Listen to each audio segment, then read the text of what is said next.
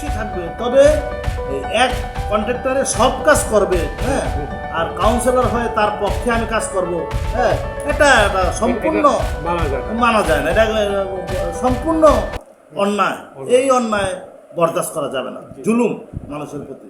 সে কোন দল করে সেটা বিবেচ্য বিষয় না, বিবেচ্য বিষয় হলো যার যার কার্ড সে যাতে অবশ্যই ওইটাই তাই সে পায়। বয়স্ক ভাতা বয়স্ক লোকরাই পাবে, হ্যাঁ, যুবকরা পাবে না, যুবতীরা পাবে না। এই কিশোর গ্যাং এবং মাদককে কমপ্লিটলি বন্ধ করতে, স্টপ করতে হবে। আপনারা নিশ্চয়ই অবগত আছেন যে ধারাবাহিকভাবে আমরা কুমিল্লার বিভিন্ন প্রত্যন্ত অঞ্চলের জনপ্রতিনিধি প্রসঙ্গ নিয়ে আলোচনা করছি। এখন আমরা রয়েছি কুমিল্লা সিটি কর্পোরেশনের 21 নম্বর ওয়ার্ডে। এটা কুমিল্লা শহরের একদম প্রাণকেন্দ্রে গা ঘেঁষে। এখানে অনেকের কথা শোনা যাচ্ছে। বর্তমানে যিনি নির্বাচিত চেয়ারম্যান কিংবা বর্তমানে নেই আর কি, তিনি হচ্ছেন কাজী মাহবুবুর রহমান। তার স্থলাভিষিক্ত হয়ে পরবর্তী সময় যিনি তরুণ হিসাবে কাজ করতে চাচ্ছেন তিনি হচ্ছেন মাইনুল হক চৌধুরী দুলা।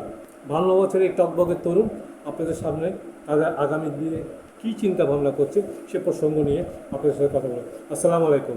ওয়ালাইকুম আসসালাম। হ্যাঁ বলুন, কেমন আছেন দুলা ভাই? আছে আপনাদের দয়া, ভালো আছেন? সুস্থ আছেন তো? ইনশাআল্লাহ। হ্যাঁ, তা আমরা তো জানি যে আপনি একসময় ছাত্র নেতা ছিলেন, জাতীয় ছাত্র দলের সাথে সম্পৃক্ত ছিলেন, কিন্তু পড়াশোনাটা কোথায় শুরু করলেন? আমার জন্মভূমি শাকতলা। জি। আর শাকতলা প্রাথমিক বিদ্যালয়ে আমার শিক্ষা জীবন শুরু। জি। জাঙ্গালিয়া পিডিবি উচ্চ বিদ্যালয়ে আমার এসএসসি সম্পাদন করলাম। জি। তারপর কুমিল্লা সরকারি কলেজ। আচ্ছা আচ্ছা। কুমিল্লা সরকারি কলেজে ছাত্র অবস্থায় আমি ছাত্র সংসদ নির্বাচনে ছাত্রদলের হয়ে নির্বাচন করি। সেখানে আমি সাহিত্য বিতর্ক সম্পাদক পদে নির্বাচিত হই ছাত্রদের ভোটে, সাধারণ ছাত্রদের ভোটে। তার পরবর্তী সময় বাংলাদেশ সার্ভিস ইনস্টিটিউট কুমিল্লা, বাংলাদেশের একমাত্র প্রতিষ্ঠান, ওই প্রতিষ্ঠান থেকে আমি সহ সম্পাদক ছাত্র সংসদে নির্বাচিত হই। সর্বশেষ বিপি নির্বাচন করে সর্বোচ্চ ভোটে বিপি নির্বাচিত হই। সেখানকার ছাত্রদের সুযোগ সুবিধা, ছাত্রদের বঞ্চনা, ছাত্রদের বিভিন্ন সমস্যার ছাত্রদের সমস্যাগুলো নিয়ে সমাধানের বিষয়ে আমি কাজ করি। তার পরবর্তী সময় আমি ছাত্র রাজনীতির একটা প্রেক্ষাপটে এসে এবং আমার সরকারি চাকরি হওয়ার সুবাদে আমি সরকারি কর্মে ঢুকে যাই। সেখানে অল্প কিছুদিনের মাথায় আমি যেহেতু ছাত্র প্রতিনিধি ছিলাম, ছাত্র নেতৃত্বে ছিলাম, সেখানে আমি জাতীয় সংগঠনের নেতৃত্বে আসার সুযোগ হয়। তো সেখানে আমি IDSEB, institute of diploma survey engineers Bangladesh, ওইটার কেন্দ্রীয় মহাসচিব পদে বর্তমানে রয়েছে, এবং উপসহকারী সেটেলমেন্ট অফিসার কল্যাণ সমিতি, বাংলাদেশের সকল সেটেলমেন্ট অফিসারদের কল্যাণ সমিতির কেন্দ্রীয় কমিটির আমি মহাসচিব। দুইটা পদেই বর্তমানে আসীন রয়েছি। তথাপি আমি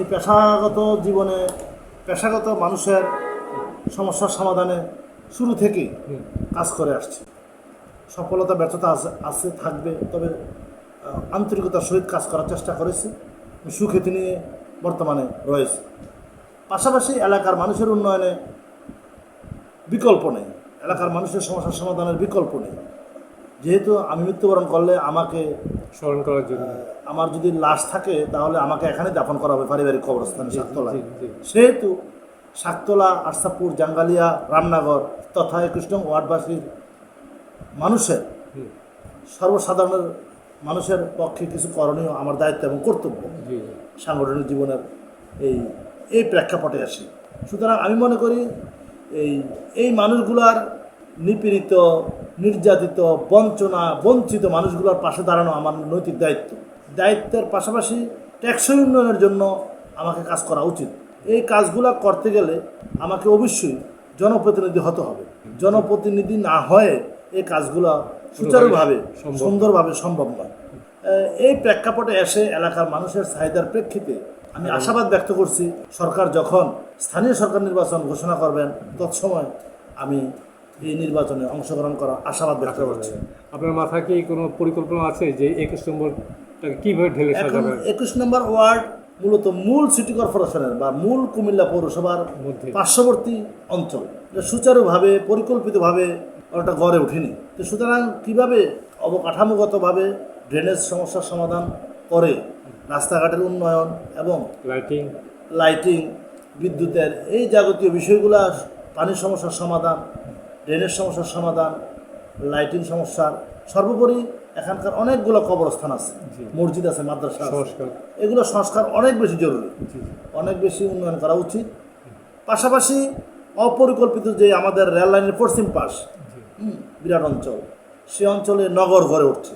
সেখানে এখন থেকে যদি পরিকল্পনা না করি তাহলে এরা অনেক বড় বেশি ক্ষতিগ্রস্ত হয়ে যাবে।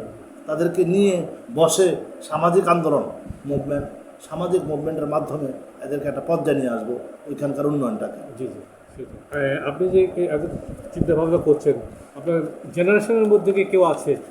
আমি রোটারি ক্লাব অফ কুমিল্লা সিটির পাস্ট প্রেসিডেন্ট। হ্যাঁ, সে সুবাদে আমি আগ থেকেই এলাকার মানুষের শিক্ষা, চিকিৎসা, শীতবস্ত্র বিতরণ ইত্যাদি কর্মকাণ্ডে আমি আগ থেকে জড়িত। জি, জি। এই কর্মগুলো করতে গেলে জনপ্রতিনিধি হলে আমি আশাবাদী অনেক বেশি করা সম্ভব, আরো বেগবান করা যায়। বেগবান করা সম্ভব। যদি নির্বাচিত হন কাউন্সিলর হিসেবে, তাহলে 21 নম্বরে এই মুহূর্তে কি মোটা দাগে কিছু বলবেন যে কি কি হতে পারে? উন্নয়নটা যে পরিমাণ আশা করতেছি, উন্নয়ন প্রত্যেকটা সরকারের, প্রত্যেকটা মেয়রের কাঙ্ক্ষিত লক্ষ্য থাকবে, সেভাবে উন্নয়ন হবে। আমরা সমস্যাগুলো নিরূপণ করবে, প্রায়োরিটি বেসিস আমরা আমাদের উন্নয়ন পরিকল্পনা প্লেস করব, উন্নয়ন হবে। কিন্তু এই উন্নয়নে আমি খুব বেশি আশাবাদী। এই উন্নয়নের পাশাপাশি আমি চাচ্ছি মূলত টেকসই উন্নয়ন।